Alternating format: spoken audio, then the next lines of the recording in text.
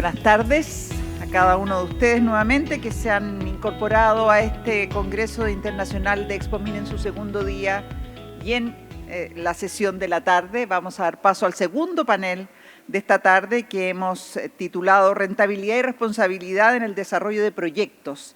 Este panel cuenta con la exposición inicial de Pablo Badenier, cofundador de País Circular y exministro de Medio Ambiente de Chile. Cuenta con más de 20 años de experiencia en evaluación y gestión ambiental. Ha liderado organismos públicos clave y comisiones presidenciales. Es cofundador de País Circular y socio de Asuntos Ambientales S.p.A. con enfoque en políticas públicas y sostenibilidad. Recibamos con un aplauso al señor Pablo Badenier.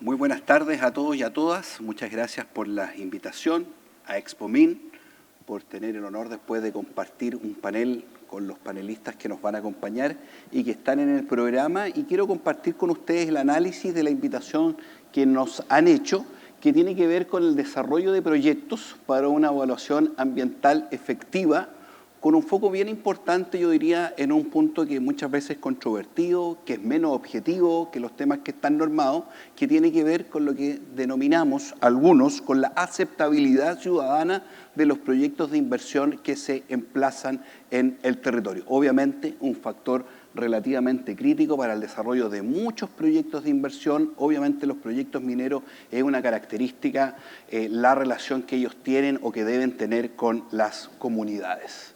Dentro de los contenidos yo quiero compartir con ustedes obviamente un diagnóstico, el sistema de evaluación de impacto ambiental como un instrumento que efectivamente mueve la aguja por la cantidad de proyectos, por los volúmenes de inversión comprometidos, declarados por los distintos titulares.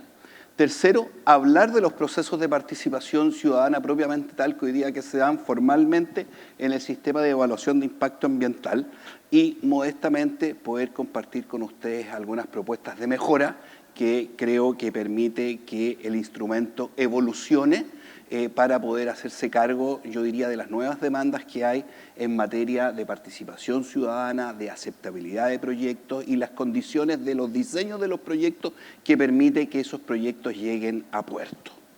Dentro del diagnóstico compartido con ustedes, quiero señalarle y poder indicar probablemente tres fuentes que son bien fundamentales, muy distintas, con conclusiones, yo diría, contradictorias, que tiene que ver con un informe de una comisión asesora presidencial, organizado por el segundo gobierno de la presidenta Bachelet, un documento con propuestas más vinculadas al mundo sindical, al mundo de las ONGs, al mundo de los parlamentarios, que es el documento del centro, y tercero, los distintos proyectos de ley que han pasado, mociones parlamentarias, indicaciones de los ejecutivos de los últimos dos gobiernos que prácticamente ninguna ha llegado a puerto para poder modificar y mejorar el sistema de evaluación de impacto ambiental y en particular sus procesos de participación ciudadana. No obstante, creo reconocer en estos tres informes buenos atributos que permiten caracterizar el sistema del punto de vista del proceso, pero también del punto de vista de los dos temas que hoy día nos convoca, que tiene que ver con el acceso amplio y completo a la información pública para desarrollar buenos procesos de relacionamiento comunitario, y segundo, los temas de participación ciudadana que obviamente en el sistema es relevante, no es un tema accesorio, tiene que ver, reitero, cómo vamos diseñando los proyectos, las posibilidades que el sistema incluso otorga para modificar proyectos, haciéndose cargo de observaciones ciudadanas en el mismo proceso de evaluación ambiental. Por lo tanto, quiero destacar esos 7 atributos positivos que lo comparten los principales diagnósticos que hoy día existen sobre el sistema de evaluación de impacto ambiental, con toda la complejidad que este sistema obviamente tiene y que de manera creciente va teniendo en el tiempo. Segundo, yo titulé como esta pequeña parte de la presentación instrumento que mueve la aguja, el sistema de evaluación de impacto ambiental. Aquí ustedes pueden ver el año 2024, probablemente el año 2021 es el año más representativo de la serie estadística. Ni nada más ni nada menos que casi 900 proyectos ingresan al sistema de evaluación de impacto ambiental con una inversión declarada en conjunto del orden, también promedio, del orden de 50.000 millones de dólares anuales. ¿Ah? Por eso es un sistema tan importante como instrumento de política pública y por eso las fallas que eventualmente tienes en retraso, en incertidumbre jurídica, son tan significativas para el diseño de proyectos, para las políticas públicas, para el nivel de inversiones que tiene también nuestro país. El año 2024 fue un año de mucha discusión de lo que se denominó a veces peyorativamente como permisología, pero efectivamente se ha detectado hoy día obviamente un problema bastante estructural en materia de tramitación de proyectos en el sistema de evaluación de impacto ambiental, y dentro de la tramitación de los proyectos obviamente hay un factor muy crítico que tiene que ver con la participación ciudadana, que hoy día cada vez es más extensiva a una mayor cantidad de proyectos que hoy día ingresan y obviamente con tiempos, yo diría, crecientes en los procesos de evaluación, y obviamente los buenos procesos de participación ciudadana también permiten que poder, yo diría, canalizar ciertas inquietudes ciudadanas, rediseñar proyectos y, yo diría, dar un curso más institucional a las eventuales y legítimas observaciones que puede tener la ciudadanía. Pero solamente yo me permití compartir esta estadística del Servicio de Evaluación de Impacto Ambiental, que es muy significativa. Figúrense, el año 2024 estamos hablando de 70.000 millones de dólares en inversión de proyectos que ingresaron al Sistema de Evaluación de Impacto Ambiental. Obviamente, y voy a compartir la lámina siguiente, por los tiempos de demora propiamente tal, obviamente ese proyecto, del orden de casi 900 proyectos que ingresan en el año 2024, no concluyen el año 2024. Tenemos tiempos de tramitación. Aquí yo me permito compartir con ustedes, por ejemplo, el año 2024, que es un año concluido. En el caso de los estudios de impacto ambiental, más de 1.000 días de tramitación en promedio. Estamos hablando sobre los 3 años de que se demora un proyecto desde que termina su evaluación, se emite la resolución de calificación ambiental. Y en el caso de las declaraciones de impacto ambiental, también estamos hablando de casi 400 días en procesos de evaluación, y como ustedes pueden ver en los gráficos, con claras tendencias a aumentar esos plazos de tramitación, porque el sistema obviamente se hace más complejo. No es un sistema más simple. En particular, los últimos años Chile ha normado y hoy día tiene un servicio de biodiversidad, quisimos firmar el acuerdo de Escazú, una ley de humedales urbanos, una ley marco de cambio climático, que ustedes comprenderán que eso también repercute en un sistema que debe hacerse cargo de las regulaciones que van engrosando nuestro sistema regulatorio, y reitero que tiene efectos también en el sistema de evaluación de impacto ambiental. Por lo tanto, tiempos de tramitación se vuelve un elemento muy, muy significativo, al igual que obviamente la incertidumbre jurídica que puedan generar malos procesos, malos proyectos, malas resoluciones que implican eventualmente o fundamentan, yo diría, la presentación de recursos tanto administrativos como judiciales en el marco de los procesos de evaluación. 3 consideraciones claves que yo quiero compartir con ustedes en materia de procesos de participación ciudadana que inciden sobre el diseño de proyectos. Primero, la suficiencia de los procesos de participación ciudadana. Los últimos años ha cambiado los procesos, se han implementado cambios que son muy significativos. Hoy día, por ejemplo, si un proyecto en el proceso de evaluación sufre cambios sustantivos, vamos a tener procesos de participación ciudadana que van a reiterarse, que se van a replicar en el marco de la evaluación de impacto ambiental. Segundo, también bajo esa consideración clave que es la suficiencia de los procesos de participación, hoy día nuestra normativa reconoce una legitimación activa bastante amplia, casi sin restricciones, a personas naturales o jurídicas que puedan participar y presentar observaciones en los procesos de participación ciudadana. Por lo tanto, esas 2 características, que muchas veces abusamos de esas características, están en la línea de generar procesos de participación que sean suficientes desde el punto de vista, reitero, de canalizar institucionalmente las observaciones que legítimamente puedan existir. Segunda consideración clave, a mi juicio, tiene que ver con el rediseño de proyectos en función de las observaciones ciudadanas. Si hoy día tenemos un titular con un proyecto en evaluación que de buena fe quiere modificar su proyecto para hacerse cargo de observaciones presentadas en los procesos de participación ciudadana, la verdad que se ve enfrentada a problemas en el fondo. No hay un gran incentivo para poder modificar esos proyectos, porque obviamente vamos a reiterar los procesos de participación ciudadana. Y segundo, yo diría que también se transforma en una gran dificultad que el diseño de los proyectos tiene un nivel de detalle tal que obviamente hace más rígido una modificación de un proyecto en el proceso de evaluación. Entonces tenemos un proyecto que está en teoría sometido a evaluación, pero tiene tal nivel de detalle que el rediseño, reitero, que un titular de buena fe quiera modificar su proyecto para hacerse cargo de observaciones que pueda considerar interesantes, importantes, no hay prácticamente ningún incentivo, podría eventualmente meterse en un problema, entre comillas, a la hora de rediseñar sus proyectos. Y tercera consideración clave, a mi juicio, es la mejora de los procesos formales de participación ciudadana.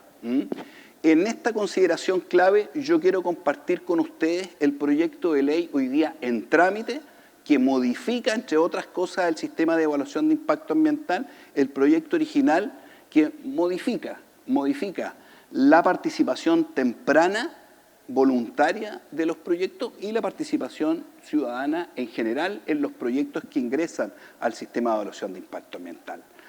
Este proyecto de ley en trámite, sin duda en trámite, hay varias de estas materias que están, al menos en la Comisión de Medio Ambiente, rechazados, pero uno ve aquí un ánimo de mejorar o de modificar los procesos de participación ciudadana. Por ejemplo, crea esta propuesta legislativa un nuevo proceso de participación voluntaria, reglada, de máximo 12 meses, antes de ingresar al sistema de evaluación de impacto ambiental. Casi se transforma como en una etapa previa. Hay una etapa previa, probablemente vamos a estar siempre cerca de los 12 meses y poder desarrollar procesos en distintas etapas. Segundo, esta regulación propuesta también crea un registro de facilitadores y que los titulares deben contratar a la hora de poder desarrollar estos procesos de participación temprana voluntaria, y el objetivo final es que se emita un documento de lineamientos técnicos elaborado por el facilitador que analice las observaciones que se recibieron y si esas observaciones están contenidas en el proyecto de inversión que finalmente ingresa al sistema de evaluación de impacto ambiental. Por lo tanto, hoy día existe una propuesta de una mejora formal que tiene que ver con los procesos más voluntarios de participación ciudadana temprana, pero quien levante la mano y quiera hacer un proceso de participación ciudadana se somete a las reglas generales que acabo de compartir con ustedes y otras bastante más específicas que están en el proyecto de ley. Por lo tanto, es voluntario desde el punto de vista de involucrarse, de aceptarlo, pero una vez involucrado, la verdad que tiene consecuencias importantes desde el punto de vista de los compromisos, desde el punto de vista del diseño del proyecto que se va a someter al sistema de evaluación de impacto ambiental. Segundo, la participación ciudadana propiamente tal en el sistema de evaluación de impacto ambiental. Ustedes saben que los estudios de impacto ambiental, que es un número menos significativo de proyectos, tienen una participación ciudadana obligatoria. Las declaraciones de impacto ambiental tienen una participación ciudadana más excepcionales, que es donde se verifique la existencia de cargas ambientales. Pues bien, esta modificación de los procesos formales de participación ciudadana en la práctica genera la posibilidad cierta que el conjunto de declaraciones de impacto ambiental puedan tener procesos de participación ciudadana. Es decir, los procesos de participación ciudadana, si esto fuese ley, en nuestro país se multiplican al menos por 10 en la cantidad de procesos de participación ciudadana involucrados en los proyectos. Básicamente, hoy día el 90-95% de los proyectos se somete al sistema de evaluación de impacto ambiental mediante una declaración de impacto ambiental. ¿ah? Por lo tanto, en estas tres claves, en las últimas, hay una propuesta concreta que está en discusión parlamentaria. Buena parte de esto parcialmente en el breve trámite parlamentario que tienen, primer trámite constitucional, han sido rechazadas, pero sin duda esto va a volver a ser tema de debate. Son debates que no están cerrados y genera modificaciones muy significativas en torno a la participación.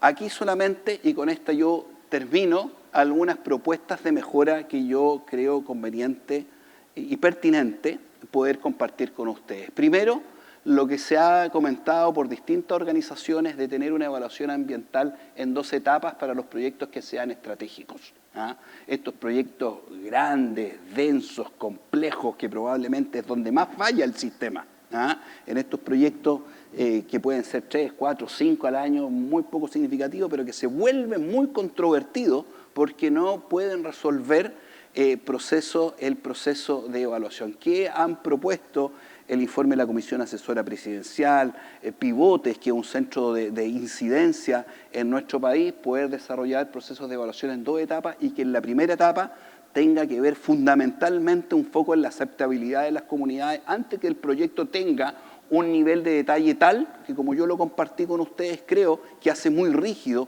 eventuales modificaciones. Reconocer y normar procesos de relacionamiento con autoridades y organizaciones locales, porque aquí, en el fondo, lo que se desarrolla en estrategias no es solamente cómo nos relacionamos con las comunidades, sino que también probablemente con autoridades subnacionales, con alcaldes, con concejales, con consejeros regionales, etcétera, que tiene que ver, o sea, el relacionamiento no solamente es comunitario, hay un relacionamiento también no tan normado, no tan conocido, pero que es el relacionamiento con las autoridades propiamente tal. Creo, tercero, básicamente analizando muchos procesos de participación ciudadana que son conflictivos, debe haber un foco muy esencial en el análisis, en la elegibilidad del lugar de emplazamiento de los proyectos. Por lo general, los procesos de participación ciudadana más conflictivos, casi uno podría sacar el proyecto o obviar ciertas características del proyecto y por lo general el foco es el lugar de emplazamiento. ¿Dónde está ese proyecto? Independiente de ciertas características que éste pueda tener. Por lo tanto, creo que aquí debe haber un foco con mayor especialización, no solamente contar el proyecto, sino que contar la elegibilidad del lugar de emplazamiento. Cuarto, el reconocimiento de múltiples metodologías y fórmulas para realizar participación ciudadana temprana. Probablemente los panelistas tienen buenas experiencias que exponer. Por lo tanto, creo que no es del todo conveniente o derechamente inconveniente fijar metodologías tan rígidas como contar con un facilitador de determinadas características, un plazo finito para el desarrollo de proyectos de relacionamiento comunitario o participación ciudadana temprana. Creo que buena parte de nuestros problemas en el sistema es que tenemos nosotros tal diversidad de proyectos, de tamaños, de tipologías, de dónde están emplazados, que las vías de ingreso a través de una guía y un estudio, tan solo esas 2 vías de ingreso, probablemente requiere reconocer mayor diversidad de procesos de evaluación. Y por último, no puedo dejar de mencionar, no abordada en el proyecto de ley, una discusión que como país nos cuesta mucho tomar, que son los procesos de consulta indígena. Los procesos de consulta indígena, quizás muy característicos de proyectos de inversión minera, una cantidad de proyectos que tiene consulta indígena muy bajito, pero como país no hemos sido capaces de resolverlo. Lo que se ha propuesto y lo que yo recojo también es poder desarrollar, por ejemplo, procesos de consulta indígena no en el sistema de evaluación de impacto ambiental, sino que de manera previa al ingreso del sistema de evaluación de impacto ambiental, donde pueda haber una resolución fundada que nos pueda decir a ciencia cierta si el proyecto ingresa o no ingresa, tiene o no tiene un proceso de consulta indígena. Y segundo, materia también muy significativa, ¿por qué no el Estado tener una agencia pública especializada en el desarrollo de consultas indígenas, probablemente competencias que no están del todo desarrolladas y que yo dudo que debería desarrollarla, un servicio que tiene el foco en la evaluación ambiental de proyectos? Y con esto concluyo mi introducción. Muchas gracias. No, esto aquí. Muchísimas gracias a Pablo Badenier por esta exposición. Le hemos pedido que por favor tome asiento porque va a formar parte de los integrantes del panel que será moderado por Hernán Hochschild, presidente del directorio del Sistema B Chile y director ejecutivo de Quiclos, empresa B dedicada a la educación ambiental. Hernán es ingeniero civil industrial y filósofo de la Pontificia Universidad Católica de Chile. Cuenta con un magíster en filosofía de ciencias sociales de la London School of Economics. Es cofundador del IGE Educar y de la iniciativa ciudadana Tenemos que hablar de Chile. Te recibimos con este aplauso, Hernán. Voy a poner por allá para estar.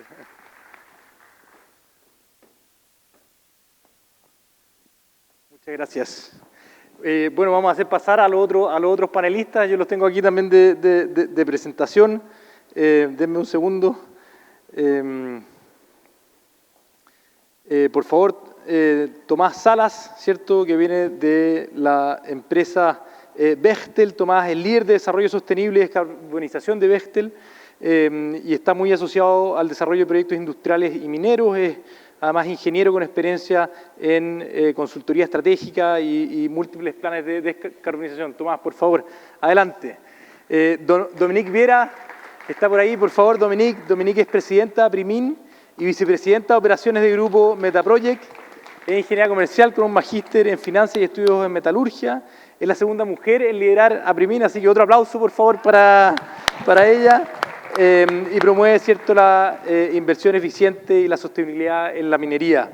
Y por último quiero invitar a pasar a Jorge Lago. Jorge es gerente de Asuntos Corporativos y Sostenibilidad del Grupo CAP, liderando la estrategia de descarbonización y de valor compartido de la compañía. Es biólogo de la Pontificia Universidad Católica de Chile, con más de 20 años de experiencia en sostenibilidad. Ha trabajado en Codelco, Transelec, AES Andes y el sector público. Así que nada, tengo un increíble panel. Muchas gracias también a todas las personas presentes por hacerse parte de esta conversación. Gracias, Pablo, también por la presentación. Y lo primero que yo le voy a pedir a los tres, podemos partir con Dominique y ahí nos vamos moviendo, es un poco una reacción al análisis que hace Pablo, ¿cierto?, y a sus propuestas también desde su propia experiencia, ¿ya? Yo creo que aquí lo que vamos a tratar de poner en la mesa de la conversación es desde la experiencia concreta que están teniendo en sus empresas, en su industria, ¿cierto?, cómo justamente nos hacemos cargo del desarrollo de proyectos, del trabajo, ¿cierto?, en la participación ciudadana y de avanzar en estos temas que ponía Pablo ahí en la mesa. Muchas gracias. Tengo que hablarlo como gremio, como industria, como privados y sobre todo como minería. Si nosotros no desarrollamos la minería, nosotros como país no vamos a tener los recursos para que la gente pueda hacer lo que necesita, para que la gente pueda crecer y para que los distintos gobiernos puedan generar el bienestar social que requerimos todos. Pero tenemos un problema hoy día con los proyectos y es que necesitamos el permiso social para operar. Y eso nos pasa en proyectos y en operaciones que ya están vigentes. Hablábamos de la cartera de proyectos también, que son más de 83.000 millones de dólares, pero muchos de ellos son de continuidad operacional. Hoy día para Chile es urgente reactivar la inversión y reactivar la inversión en proyectos, no en continuidad operacional. Hemos escuchado hace tiempo que la demanda por cobre y por otros minerales críticos se va a doblar o se va a triplicar probablemente en los próximos años debido al cambio de la matriz energética. Pero eso hoy día no se ve reflejado necesariamente en el doble o el triple de números de proyectos. Y obviamente que el tema de la, no voy a decir permisología, tramitología tal vez, es un punto que nos duele y nos duele mucho a los que trabajamos en proyectos. Y voy a dar un ejemplo súper concreto que doy siempre a la jornada excepcional de turno. La jornada excepcional de turno se supone que son 45 días desde que uno lo pide en la dirección del trabajo. Tú sabes que en minería nosotros tenemos jornadas especiales por las condiciones. Se supone que son 45 días. En APRIMIN nosotros medimos ese tiempo y son 90, la realidad. Cuando tú tienes que hacer una operación, una parada de planta, o tú estás en una construcción, ustedes que hacen EPC, que son bien complejas y mueven una cantidad de gente importante, es mucho tiempo para hacer proyectos. Y no estamos hablando de proyectos de inversión o que pasen por el sistema de evaluación de impacto ambiental. Son trámites. Hoy día, por ejemplo, nosotros estuvimos trabajando fuertemente con la Dirección del Trabajo, apoyados por el ministro Grau, Y se creó un sistema electrónico en el que exactamente los mismos documentos, sin pasar por ley, sin cambiar normativa, simplemente se digitaliza, bajamos de 90 días a 7 en promedio. Wow. Eso nosotros Eso, calculamos. Dominique, implica que tú le sumarías a lo que está diciendo un poco Pablo, que hay opciones de acelerar con gestión, con digitalización, con otras acciones. Específicamente ese era mi punto. Entonces, yo entiendo que exista un susto muchas veces en las comunidades al no comprender lo que viene desde el área, digamos, de la minería, porque además ese es otro tema que podemos discutir después.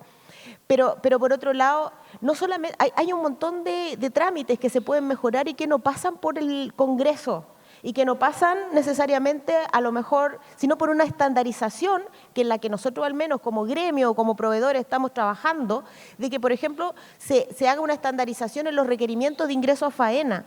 En esto mismo de la jornada excepcional de turno, nosotros calculamos que al menos solamente en estos tiempos de espera tú tienes un promedio de $6 millones en espera. Y son cosas que no pasan por un estudio de impacto ambiental. Yo me quería meter en las cosas que sí pasan más por los estudios de impacto ambiental. Vimos, ¿cierto?, con Dominique que hay temas que no pasan por ahí y otros que quizás que sí pasan. Jorge, en tu experiencia, mirando un poco lo que decía Pablo, ¿qué crees tú que es importante para el desarrollo de proyectos, sobre todo este tema de la aceptabilidad? De la aceptabilidad, ¿cierto?, de tu entorno, aceptabilidad desde una mirada medioambiental, pero también desde una mirada social. Muchas gracias y muchas gracias por la invitación también. Voy a recoger un par de temas que tocó Pablo, básicamente con la participación ciudadana y la suficiencia, esta etapa previa de participación temprana, y el tema que un poco al pasar en las recomendaciones al final hablaba de la evaluación en dos etapas de estos proyectos grandes. Los voy a tocar primero desde lo que está pasando hoy día. El tema de la obtención de los permisos es algo efectivamente urgente y la coyuntura actual, yo creo que más que proyectos de ley y decretos, requiere gestión hoy. Yo creo que destrabar proyectos hoy día o el próximo año van más allá del decreto y del proyecto de ley, que están muy bien, es un avance, ojalá salgan de la mejor manera en cada una de sus instancias, pero también necesitamos gestión hoy día para poder acelerar, avanzar más rápido y desarrollar el país y seguir creciendo a un ritmo de un 5% y no de un 2%, como estamos. Pero en la mirada de mediano y largo plazo, yo me preguntaría un poco más atrás, si es que realmente es el modelo de evaluación que se necesita. Institucionalmente hay distintas opciones. Nosotros tomamos la opción de un modelo coordinador, un modelo que el CEA pregunta a decenas de servicios, distintas cosas, cada uno opina, es muy difícil el control y es muy difícil la pega, y lo digo habiendo estado ahí, Pablo también, nos conocemos de esa época. El rol de coordinar a todos estos servicios es muy complicado. Entonces yo me preguntaría si es que ese es el modelo que necesitamos en Chile para avanzar, o a lo mejor hay que mirar hacia un modelo híbrido como está en Europa, o hacia un modelo más bien de decisión y de ejecución como es la EPA o es en Canadá. Yo creo que esa discusión hay que tenerla un poco más profundo, y yo creo que el modelo coordinador probablemente en Chile ya lo probamos 30 años y al parecer ha ido empeorando, y no creo que vaya a mejorar ni el criterio ni los roces entre servicios por un decreto. Respecto de la evaluación temprana, yo coincido plenamente con Pablo. Aquí hay un problema de rigidez para los proyectos y un problema también de para qué está la participación ciudadana. Siempre me he preguntado si es que el sistema de evaluación de impacto ambiental evalúa proyectos definitivos, ¿cómo pretende la ciudadanía incidir en un proyecto? Es contradictorio con el convenio 169, es contradictorio con lo que se requiere en la participación, que es recoger las observaciones de la ciudadanía y mejorar un proyecto, pero cuando quiero genuinamente mejorarlo, debo entrar de nuevo, que es como decía Pablo, y ahí es donde entra este tema de poder hacerlo de manera anticipada para luego profundizar en la etapa posterior de evaluación. Yo creo que es un buen camino hacerlo de esa manera con una evaluación temprana.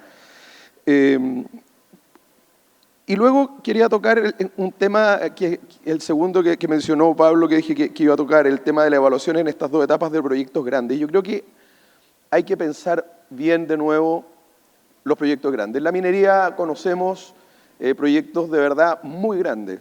En general tenemos proyectos muy grandes. Y también la minería, y en esto el mea culpa, también trabajé en minería, así que también lo hacemos, lo hago desde mi lugar también. Siempre la infraestructura se ha ocupado de manera muy individual. Las líneas son exclusivas, el puerto es exclusivo, la desaladora es exclusiva. Nosotros desde CAP, por ejemplo, estamos promoviendo más bien la infraestructura multipropósito. Tenemos una planta desaladora, muy bien, para nuestras operaciones, pero también le damos agua a caserones, a la misma sanitaria de la zona, a algunos regantes.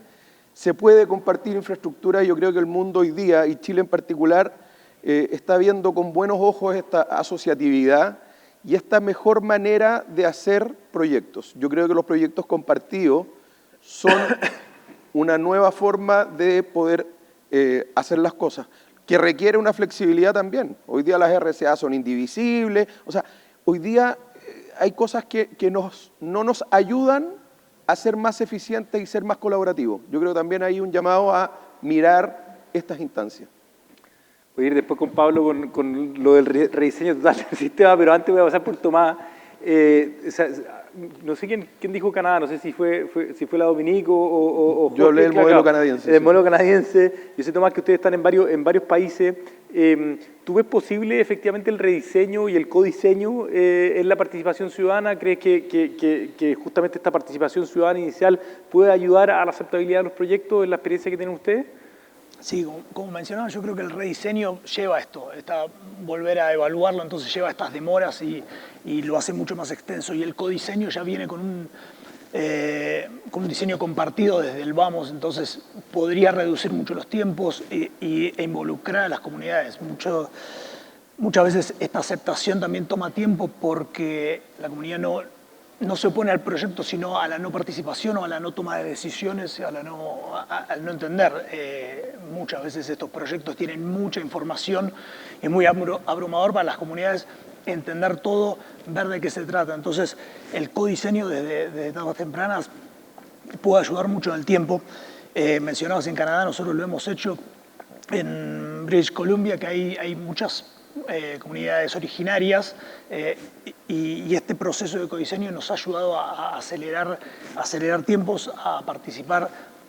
Están en esas tierras hace miles de años y conocen mucho cómo operar, cómo trabajar ahí y cómo mantenerlo. Entonces, involucrarse desde el primer momento nos ha ayudado bastante. Hemos hecho un proyecto en Prince Rupert donde analizamos distintas alternativas y con el codiseño se aceleró porque el cliente tenía tal vez una alternativa preferida, pero con la comprensión de cómo realizar el proyecto en ese sitio en particular, se aceleran mucho los plazos. ¿Y tú crees, Tomás, que hay conocimientos que son transferibles de un caso a otro? O como decía un poco también Pablo antes, el lugar es el que manda y cada lugar marca y la verdad que cada participación y cada va a ser totalmente distinta. ¿O crees que hay algunas cosas que son comunes que se pueden extender en el tiempo?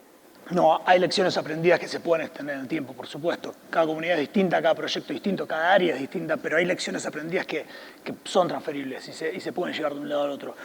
Y un tema muy importante que mencionaba también Pablo, el tema de involucrar a comunidades indígenas. Hoy los recursos que van a apoyar a la transición energética, la mitad de esos recursos están ubicados en territorios indígenas. Entonces, esa transformación de cómo involucrar a pueblos originarios o pueblos indígenas es clave para una aceptación.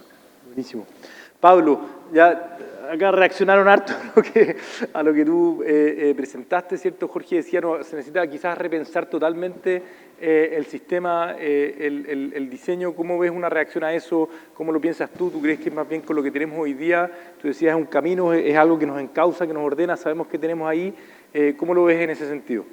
Sí, yo tiendo a compartir con Jorge esto del agotamiento del modelo coordinador y probablemente nosotros vamos a empezar una lenta transición de transferir competencias de servicios públicos muy distintos. Nosotros le llamamos los AECA, mira, la sigla más rara, que son los organismos con competencias ambientales, que son muchísimos, y probablemente es del todo razonable que transicionemos desde una cosa más de coordinación de distintos servicios a traspasar competencias, por ejemplo, al servicio de evaluación de impacto ambiental. Por ejemplo, yo sé que los proyectos mineros sufren mucho con temas vinculados al Consejo de Monumentos Nacionales.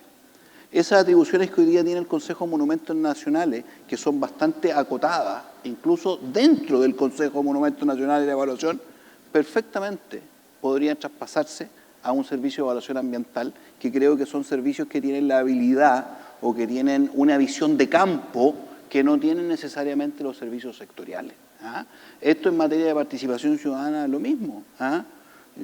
Yo en esto, perdón mi opinión si no la comparte, yo no sé qué hace el Ministerio de Desarrollo Social evaluando medio humano. Probablemente también sean competencias que hoy día puedan concentrarse en un servicio como el servicio de evaluación de impacto ambiental. Pero sin duda, los procesos de participación ciudadana, como lo hemos compartido, es como la parte más subjetiva de los proyectos, y yo sé que los titulares sufren harto, la pasan mal, generan mucha incertidumbre, y esos plazos tan crecientes tienen una buena explicación por los procesos de participación ciudadana, que hoy día son sucesivos. Si es que en el proceso de evaluación yo he modificado un proyecto, tienen que ser procesos mucho más eficientes, acotados, a los que hoy día tenemos, y con esto termino, Hernán, y efectivamente trabajar con las comunidades potencialmente afectadas.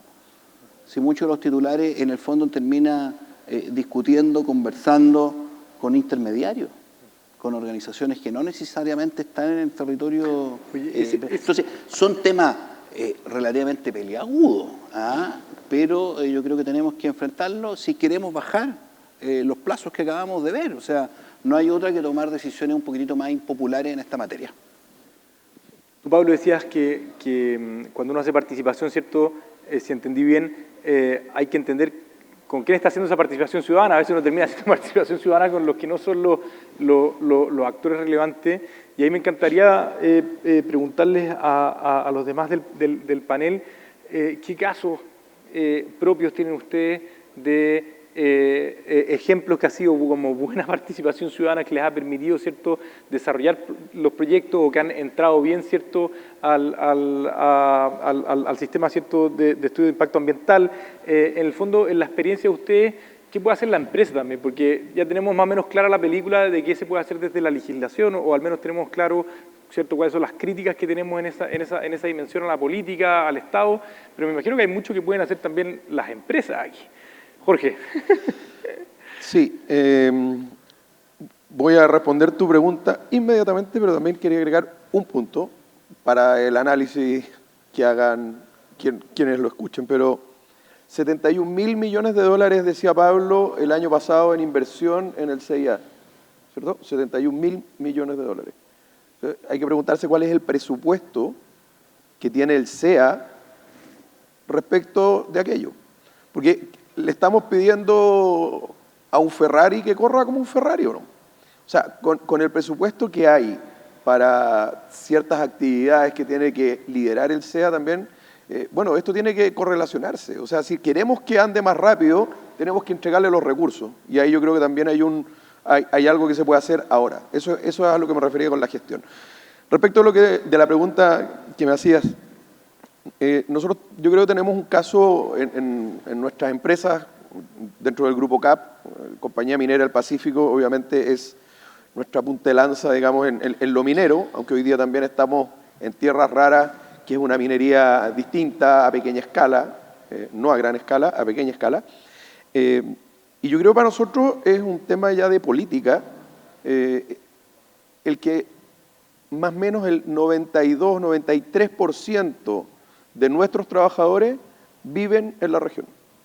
Y yo creo que ahí hay un gran debe de la minería en general, de todo el tema de los traslados, etc. Nosotros, nuestra mesa ejecutiva de Compañía Minera del Pacífico, que un 60% de mujeres también, dicho sea de paso, viven en la región. no viven en Santiago. Entonces, nuestros proveedores también son mayoritariamente, a igualdad, siempre vamos a elegir al de la región, tercera o cuarta, que es donde están nuestras operaciones. Yo creo que ahí hay cosas que podemos hacer desde las empresas que sean distintas. Tenemos que dejar más que hoyos, como nos decían los viejos en la época que yo trabajaba en Codelco, tenemos que agregar valor. Y agregar valor con la gente que vive en ese entorno. Yo creo que no hay forma más responsable que hacer participación ciudadana, más allá del diálogo que uno pueda tener, perfecto, cuando tus propios trabajadores son los vecinos y el impacto de tu proyecto impacta a sus propias familias, porque son el 90 y tanto % que vive ahí mismo. Entonces, para nosotros, por ejemplo, es un tema de política, en contratación, etcétera, el que sean de la región. Yo creo que ahí hay un tema en que, en general, en la minería tenemos que mirar. Estamos mirando muy bien y se agradecen todos los esfuerzos.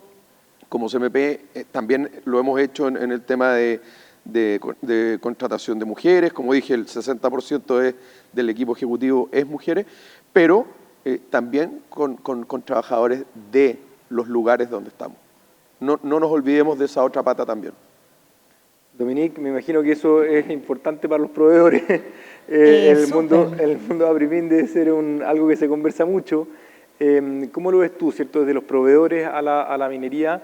O sea, ¿qué pueden hacer las empresas justamente en estas dimensiones? Además, justamente yo creo que nosotros, el desarrollo de proveedores ha sido, sobre todo en Chile, un ejemplo del éxito cuando tú incorporas comunidades. Y me explico el tiro. En los años 80, cuando empezó la minería a transformarse de alguna forma y convertimos en la gran mega minería que somos hoy día, empezó también incipientemente el desarrollo de los proveedores.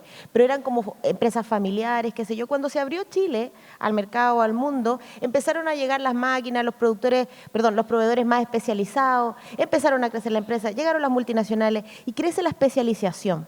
Después vienen los contratistas, etcétera. Y hoy día tú tienes un potencial de desarrollo de proveedores que es tan amplio, porque de hecho en la minería 3 de cada 4 empleos lo damos los proveedores. El 80% del gasto en minería es a proveedores. Hay un presupuesto que es muy importante y es importante también a la hora de incorporar a las comunidades. Entonces, hoy día, por ejemplo, si bien tenemos proveedores grandes, nosotros a la vez tenemos otros proveedores que hoy día estamos empujando el desarrollo, además en la zona. Por ejemplo, aquí están las mujeres proveedoras de la región de Antofagasta, que las veo aquí en la primera región. Sí. Hay asociaciones que hemos nacido y se han especializado en desarrollo, innovación, tecnología y soluciones en la minería. Y la minería chilena hoy día es reconocida por el conocimiento, la tecnología, y vienen empresas proveedoras extranjeras acá por ese potencial. Y eso es gracias precisamente al trabajo, digamos, de la industria con las comunidades, porque primero partió desde las comunidades. Entonces, creo que es un ejemplo claro y hoy día para nosotros también es sumamente importante porque ante la incertidumbre que tú tienes a nivel mundial, porque todos no sabemos lo que está pasando en esta guerra comercial, independiente de lo que uno piense, tú sí te das cuenta que tanto en lo futuro, los inventarios crecieron, las señales económicas te dicen, chuta, el mundo se está abasteciendo de cobre porque no sabe lo que va a pasar, o de cualquier mineral. Entonces, tú dices, no sé cómo vengan los proyectos, pero yo necesito tener estos minerales críticos, ¿cierto? Entonces, pero no así en el caso nuestro, digamos, porque todavía no se ve en el caso de los proyectos. Entonces, ¿qué es lo que yo quiero decir con esto? Que en el caso de los proveedores hoy día muchas veces también se están cambiando o se están empezando a pensar cuál va a ser la estrategia comercial. Hoy día a lo mejor antes va a ser un nearshoring, por ejemplo, y vamos a tener plantas pequeñas de repuestos, spare parts y cosas mucho más cerca de la faena. No digo que vaya a suceder, pero sí ya nos lo estamos planteando y puede cambiar la estructura, la forma en la que funciona la industria, por el temor a la cadena de suministro. Muy interesante. Tomás, en esa misma línea ustedes están en varios países. Me gustaría entender cuáles tú crees que son las particularidades que tiene Chile. En tu experiencia personal también, en tu experiencia dentro de esta empresa, ¿hay algo cultural que haya que cambiar, que tú crees que podemos mejorar? ¿Hay cosas que son positivas quizás de esa cultura o lo que estás trabajando? ¿Has visto tus cambios desde que estás acá? ¿Cómo lo miras tú? Bueno, yo creo que tal vez lo que falta acá es un poco eso, un poco hacer más cerca. El nearshoring que mencionaba Dominique está faltando. Chile está muy centrado en las grandes capitales y tal vez no tanto en los focos de producción, como puede pasar en otros países. Y eso aporta a la aceptabilidad del proyecto, porque de ahí es donde vienen los principales reclamos o los principales bloqueos al proyecto. Y no es, de nuevo, no es al proyecto, sino es a cómo está ocurriendo o a por qué está ocurriendo de esa manera. Entonces, esos creo que son los principales habilitadores, ya que se está instalando un proyecto en algún lugar y volviendo al lugar puntual de donde se instala el proyecto, apoyar a la comunidad que está cercana a que pueda crecer y que el proyecto pueda transformar en buena manera a estas comunidades. Perfecto. ¿Y tú, Pablo, qué le dirías tú a las empresas? Lo que tú has estudiado, de los casos que has visto, ¿hay algún caso emblemático en Chile que quizás tú dirías, oye, esto claramente que se hizo una práctica súper concreta que mejora la aceptabilidad de los proyectos, que tiene un buen encadenamiento a todo lo que se hace después? Sí, yo por lo menos creo que es del todo justo diferenciar tipos de proyectos, tipologías de proyectos, decimos nosotros en el sistema. Yo creo que hay proyectos muy característicos de los mineros, más de carácter extractivo de recursos naturales, que efectivamente, en términos generales, en términos promedios, como bien decía Jorge, no son buenos vecinos, por decirlo de alguna manera. Son proyectos que casi a veces están como diseñados para extraer y terminar la vida útil y retirarse. A diferencia de otros proyectos que obviamente tienen otro tipo de incentivos para desarrollar más relaciones, por decirlo de alguna manera, de vecindad. Entonces yo creo que ahí hay un elemento que distinguir.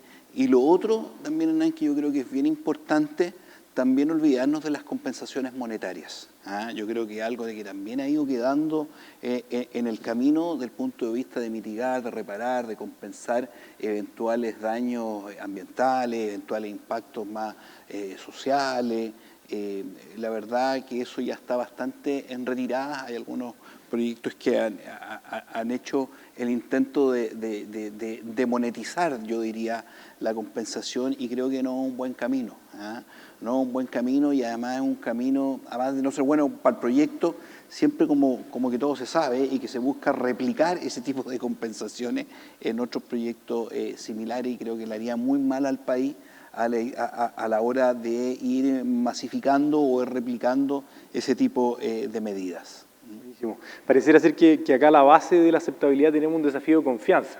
Sí. O sea, ¿cuánto confiamos en el sistema institucional, cierto? ¿Cuánto confiamos, cuánto confían, cierto, las comunidades de los proyectos que desarrollamos? ¿Cuánto confiamos de los proveedores locales? ¿Cuánto confiamos en el fondo, como que el sistema parece estar algo estancado, cierto, o complejizado por los problemas de confianza? Y en ese sentido, para ir cerrando ya en la última pregunta, si es que uno proyectaría hacia futuro el país, ya si lo pensáramos en 5 o 10 años más, ¿ya? Lo primero que yo les preguntaría es cómo ven ese futuro, ¿ya? Si lo ven auspicioso, si lo vemos más bien estancado, si lo sentimos cuál es la emocionalidad con la que enfrentan el desarrollo de proyectos. Lo segundo es cuáles son estas oportunidades. Me gustó súper interesante esto, Jorge, que tú dijiste de la colaboración, de repente darle una vuelta a eso.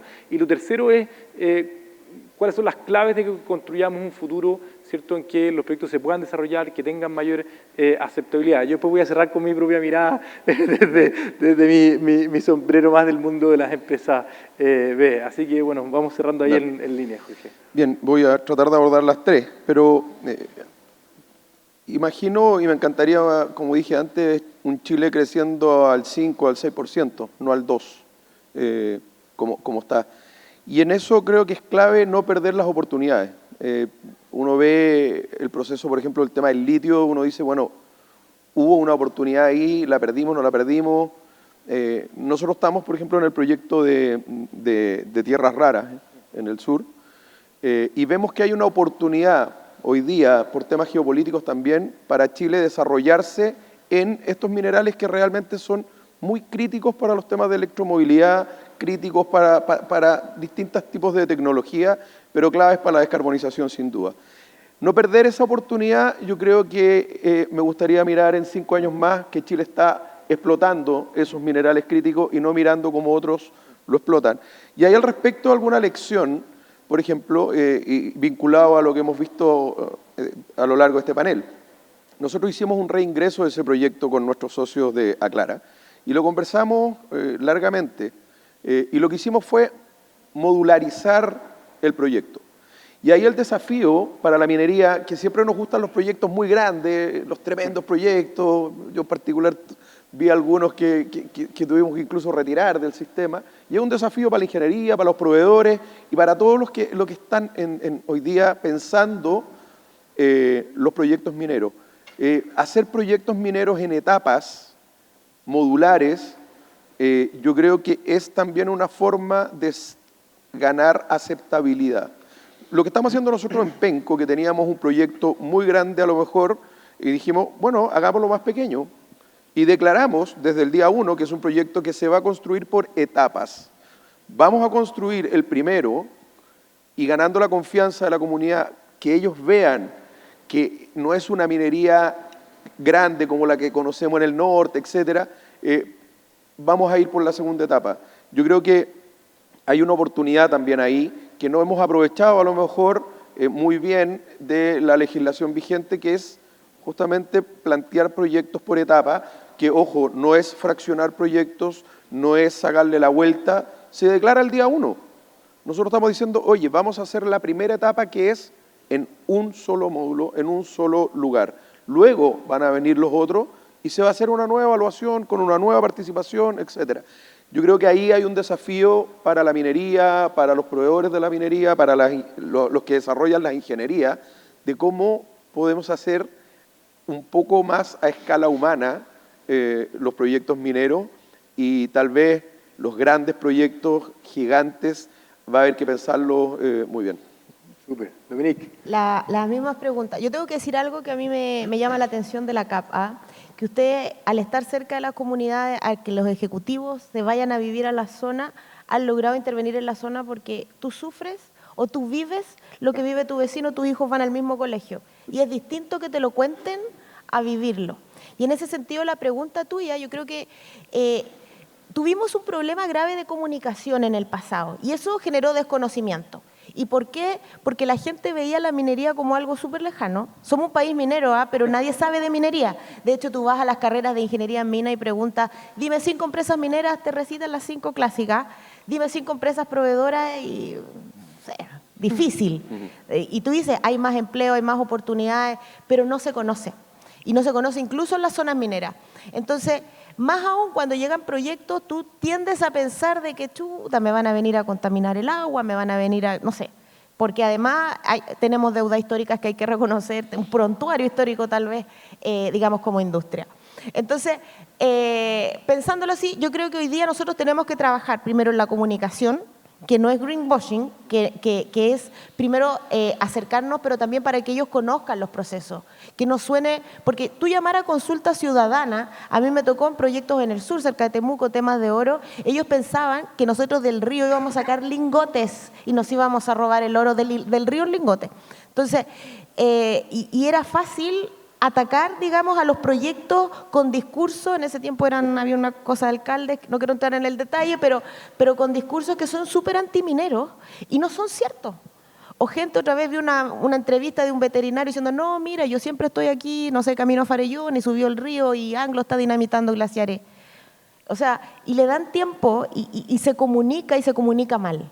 Y de alguna forma demoniza el proyecto y también, digamos, hoy día Chile, para poder crecer y aprovechar estas oportunidades, tenemos que trabajar en conjunto. Ahora, si tú me preguntas si yo soy positiva, súper, porque yo creo que como nunca, y lo digo súper en serio, yo creo que todos los que trabajamos en minería lo sabemos, ha habido mucho diálogo, y no solo con comunidades, independiente del signo político, los gobiernos, hoy día, por ejemplo, los gremios estamos trabajando, hay más conocimiento de lo que es la minería, hay iniciativas, no sé, como Compromiso Minero, cosas que está acercando mucho más el proceso a la gente, y yo me imagino que si logramos, no sé, en pocos años crecer de un 8% a un 22% en participación de mujeres, ¿por qué no podemos en pocos años lograr que la gente conozca también de minería?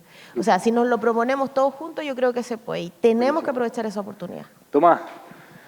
Creo que la minería tiene la oportunidad una oportunidad muy grande de crecimiento y de llegar a Chile también a ese crecimiento de 5 o 6% que mencionaba, más allá del 2%. Pero además tiene la responsabilidad de hacerlo de manera más equitativa involucrando a comunidades locales, y lo está haciendo. Está dejando desaladoras en muchas plantas y está alimentando también a las comunidades cercanas. Hay proyectos en los que se juntan mineras y hacen proyectos en conjunto que también son más sostenibles. Entonces, tiene esa responsabilidad de hacerlo. Yo veo que va por el buen camino y que está trabajando en llegar a eso. Excelente, Tomás. Muchísimas gracias. Pablo, mensaje al cierre, ¿cómo es Mira, tu emocionalidad frente al futuro y las claves? A mí me gustó mucho lo que tú mencionaste, Hernán, en tu última intervención. Yo creo que aquí hay un tema de confianza que se vuelve un paraguas que oscurece todo en términos privados y públicos, y creo que esto es un buen ejemplo. Los permisos hoy día son tan complejos, hablamos de permisología básicamente porque el regulador cree que el regulado va a hacer trampa. Desconfía de sus acciones, por lo tanto los permisos tiene mucho detalle en el fondo.